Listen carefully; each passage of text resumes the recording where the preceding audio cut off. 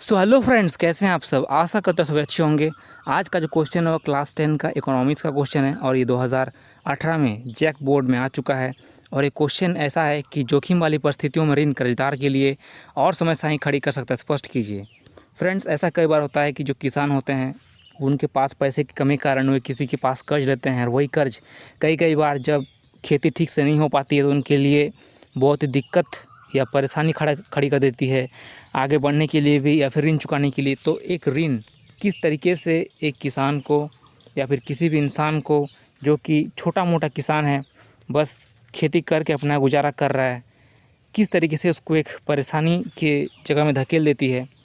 सवाल इसी को लेकर के है कि जोखिम वाली परिस्थितियों में ऋण कर्जदार के लिए समस्याएं खड़ी कर सकता है।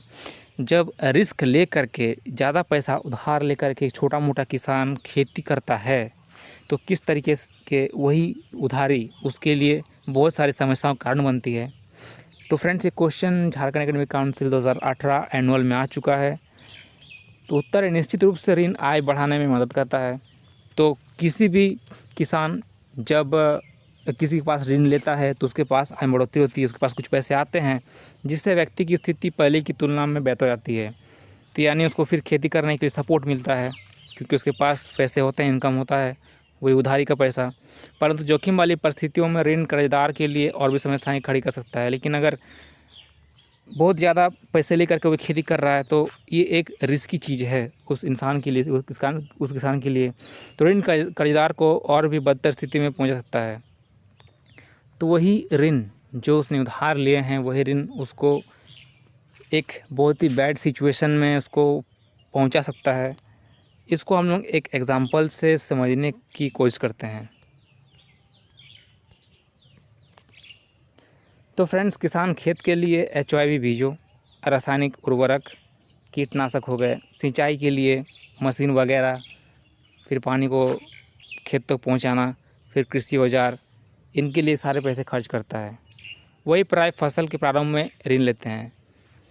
तो किसान खेत के लिए अच्छी अच्छी बीजें लेते हैं, HYV बीज लेते हैं, हाइब्रिड बीज लेते हैं, रासायनिक उर्वरक हो गए, कीटनाशक हो गए, सिंचाई के लिए जो कॉस्ट लगता है, फिर कृषि औजार खरीदने के लिए उनके लिए जो पैसा है, तो इन सब के लिए सारे पैसे खर्च होते हैं और इनके लिए किसान ऋण लेता है और उम्मीद करते हैं कि फसल अच्छी होगी जिससे ऋण है वो चुकता किया जाएगा। परंतु यदि कम वर्षा हो गया या बहुत ज़्यादा वर्षा हो गया, अतिवृष्टि हो गया या कोई चक्रवात आ गया जिसके कारण फसल बर्बाद हो गए तो वह ऋण चुकता कैसे करेगा।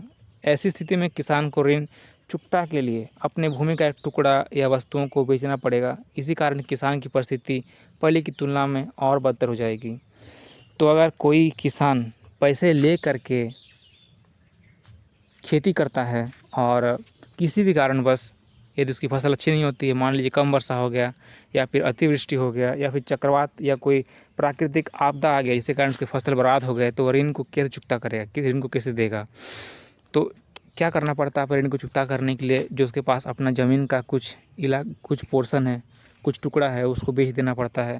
या फिर अपने पास जो कुछ कीमती वस्तुएं हैं जिनका मूल्य ज़्यादा है, या सोना हो गए या फिर कोई अपना पशु हो गया, उनको बेच करके जो डेब्ट है, उधार है जो किसी लिया है, उसको चुकाना पड़ता है।